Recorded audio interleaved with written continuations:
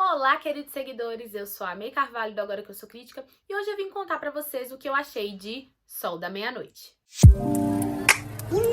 Tô aqui toda encapotada porque tá fazendo muito frio em BH, parece até que eu tô vivendo em Forks. Em maio foi anunciado que a Stephenie Meyer ia lançar o Sol da Meia-Noite, esse projeto que ela começou lá atrás, mas só agora resolveu publicar, que é basicamente o livro Crepúsculo contado pelo ponto de vista do Edward. Eu fiz um vídeo nessa época lá no canal, vou deixar o card aqui em cima no YouTube e no Instagram é só ir lá no canal do YouTube, falando que eu achava essa história de reescrever um livro por outro ponto de vista uma estratégia muito preguiçosa, mas que eu estava curiosa para saber qual ia ser a desse livro e por gostar muito do Edward, talvez eu lesse. E foi o que aconteceu. Eu peguei o e-book de Sol da Meia-Noite para ler e vou contar para vocês o que eu achei dessa história, se eu achei que vale a pena, se é um livro que vai fazer você mudar de pensamento a respeito de Crepúsculo e coisa e tal. Umas pontuações antes de falar o que eu achei mesmo da história. O livro Sol da Meia-Noite, na versão física, tem 736 páginas, sendo que Crepúsculo tem 384, ou seja, ele é quase o dobro do tamanho de Crepúsculo. O Edward, como narrador da história, é muito mais detalhista, então o livro é mais lento do que o original. E tem algumas situações que ele conta na história que a Bella não está presente, né? Então tem algumas novidades nesse livro. Mesmo lendo pelo Kindle, que foi o que eu fiz, a leitura é bem mais lenta do que quando eu li Crepúsculo. Eu levava em média 30 minutos para ler um capítulo, era um capítulo gigantesco. E por tudo isso que eu tô dizendo, eu considerei a leitura um pouco arrastada e cansativa. Mas o que mais fez eu considerar essa leitura arrastada foi o fato de que, no primeiro momento, eu achei o Edward um chato. Ele tem um desprezo e um desinteresse pelos humanos que dá um tom de arrogância a ele, que a gente não vê no outro livro, mas nesse tá muito presente. Então, nesse primeiro momento, ele é bem chatinho e ele só começa a ficar mais interessante quando ele começa a se apaixonar pela Bella. E eu tô dizendo isso porque eu sou uma pessoa que gosta muito do personagem do Edward. Eu gostava muito dele no outro livro, apesar de que agora eu não sou tão fã de Crepúsculo, mas eu ainda acho o personagem interessante. Acho que a questão dele ser vampiro sempre me atraiu muito. Mas nesse livro, no começo, foi bem difícil de aturá-lo. O ponto de virada é quando ele se vê apaixonado pela Bella. Inclusive, a cena em que ele se dá conta que está apaixonado por ela é uma cena bem bonita. Eu até grifei ela no e-book. Vou ler pra vocês. Ela soltou um suspiro silencioso e mais uma vez se remexeu na cama, virando-se de lado, ainda dormindo e sonhando. Edward, murmurou ela de modo suave. Estava sonhando comigo. Poderia um coração congelado e morto voltar a bater? Parecia que o meu estava prestes a fazê-lo. Fique, ela suspirou. Não vá. Por favor, não vá embora. Ela estava sonhando comigo e nem era um pesadelo. Queria que eu ficasse com ela lá no sonho. Esforcei-me para nomear os sentimentos que me invadiram, mas não havia palavras fortes o suficiente para contê-los. Por um longo instante, mergulhei neles. É muito bonitinho essa hora em que ele toma consciência de que ele está apaixonado por ela, apesar de que é bem creepy também, porque ele está dentro do quarto dela, vigiando ela dormir sem ela saber. É fofo, como eu disse. E isso da paixão que o Edward tem pela Bella foi algo também que me surpreendeu muito nesse livro, porque eu considero a Bella uma personagem extremamente chata, mas aos olhos do Edward ela se torna outra pessoa muito mais interessante. O meu problema com a Bella não é essa questão que a galera fala que ela é muito comum e a gente se incomoda dela ser comum e conquistar tudo que ela conquistou. Pelo contrário, isso não me incomodaria de jeito maneira. O que me incomoda na Bella é a constância em que ela é autodepreciativa. Ela fala que ela é comum, que ela não é bonita, que ela não chama atenção, mas assim, não faz sentido nenhum a partir do momento em que ela chega na escola e ela é um sucesso entre os garotos. Ela tem um monte de pretendentes na escola. Tem o Edward e o Jacob é afim dela. Então, assim, não faz muito sentido uma garota sem graça e que não chama muita atenção ter tantos pretendentes. Então, me incomodava muito isso dela ficar, ai, eu sou horrível. E na prática ela não ser assim. E aí, em Sol da Meia-Noite, o Edward ressalta as qualidades da Bella. A Bella é uma pessoa muito bondosa, que se sacrifica pelos outros. Ela tá sempre disposta a fazer alguma coisa para que a pessoa esteja feliz e confortável. Ela é muito dedicada às pessoas que ela ama, tanto ao pai quanto à mãe. Ela tem um humor bem ácido e ela é muito inteligente. Só que tudo isso que eu tô dizendo que o Edward ressalta, às vezes fica apagado no livro da Bella, porque ela fica só sofrendo e dizendo o quanto ela é comum. Além de ter gostado da Bella pelos olhos do Edward, eu gostei também que, por ele conseguir ler a mente das pessoas, a gente tem diversos pontos de vistas no livro, tanto dos humanos quanto dos vampiros. Eu gostei disso porque fica muito mais ampla a história. Apesar de que todas as vezes que o Edward entra na cabeça dos humanos, é pra mostrar o quanto eles são egoístas e invejosos. Isso me incomodou um pouco, essa constante dele estar sempre na cabeça de humanos que têm pensamentos horríveis. E quando vai pro lado dos vampiros, a coisa não é bem assim. Eles são muito mais dados como pessoas caridosas e bondosas e amorosas. Isso eu achei um pouco chato. Mas tirando isso, eu gostei muito também de saber mais da família Cullen. É muito interessante a gente ver o Carlyle e a Esme, o quão paternal eles são com aqueles garotos que eles trouxeram para serem vampiros com eles.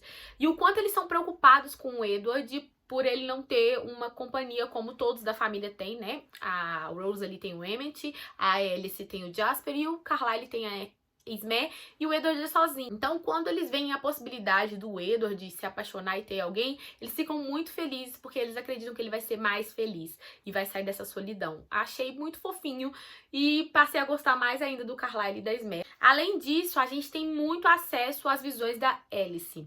Ela tem visões o tempo inteiro e durante a leitura eu fiquei pensando alguns pontos que, quando eu li Crepúsculo lá atrás, eu não pensava. Eu tive a impressão que as visões da Alice interferem demais nas decisões de todas as pessoas. Antes mesmo do Edward sentir que estava apaixonado pela Bella, ela teve uma visão de que ele estaria apaixonado por ela. E aí eu fico na dúvida se isso não interferiu para que ele começasse a prestar mais atenção na Bella a partir desse momento. Se esse amor, na verdade, não teve um empurrãozinho da Alice, entendeu? Mas mesmo achando que essas visões interferiram, eu também tenho uma outra visão. Que é o seguinte, o Edward se transformou em vampiro muito jovem. Ele tinha 17 anos quando o Carlyle o transformou. E o Edward não viveu uma vida de humano com amores e coisas do tipo. Ele não teve essa experiência. Então ele tem um pouco de dificuldade de enxergar o que é o amor. Porque ele não teve essa vivência. Passou muitos anos solitário, então ele não percebe essas coisas. Se aqui a gente não tem a Bella autodepreciativa, a gente tem o Edward, que a todo momento se acha monstruoso e indigno do amor da Bella. E assim, quando ele percebe esse amor que sente por ela, ele meio que desperta para uma nova vida. Tem um trecho bem interessante que ele fala: eu queria tantas coisas. Coisas de que não sentir a necessidade em toda a minha vida imortal, antes de conhecê-la.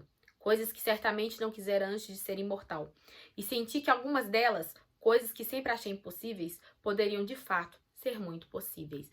Ele abre os olhos para que ele pode vivenciar assim, um amor apesar de ser um vampiro. Inclusive, durante essa leitura tive uma epifania e eu fiquei pensando e comparando o Edward ao Peter Pan. O Peter Pan é o garoto que nunca cresce.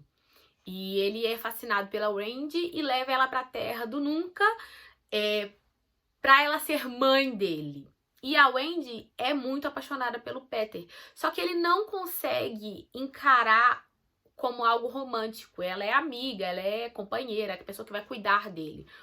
E muito disso é porque ele não cresce, ele não tem capacidade de evoluir os sentimentos.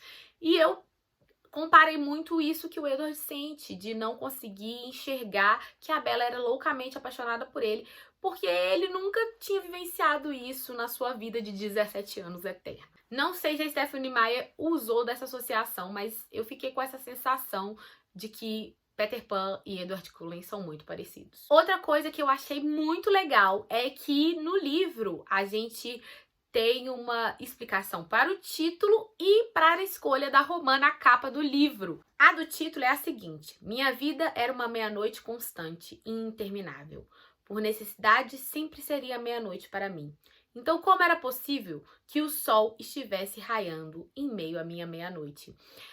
O Edward acredita que a vida de vampiro é uma escuridão eterna, né? É a noite eterna. E a Bella, quando entra na vida dele, ela ilumina toda essa vida triste, solitária que ele passa. Então ela é o sol da meia-noite dele. Achei bem legal e bem interessante pensar também que o livro da Bella é o Crepúsculo, que é o entardecer que vai para a noite, que é quando ela conhece os vampiros e vê esse novo universo do mundo dos mortos vivos. Então, gostei muito. Stephenie Meyer arrasou nessa questão. E a capa é esse trecho aqui que explica mais ou menos.